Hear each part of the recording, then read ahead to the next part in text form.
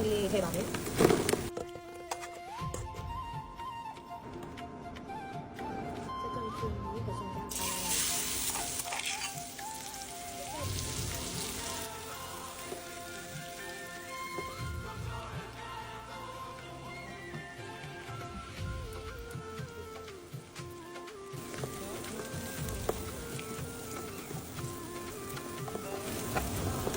လုံးလေးကိုလေဒါလိုလေးချိန်လေးကိုလုံးချက်လေးချက်လေးရတယ်နော်ဒီမှာကစီတက်လေးချက်တယ်စီတက်ပြီးတာစီတက်ပြီးတော့ချက်လိုက်ပါတော့ဆိုရင်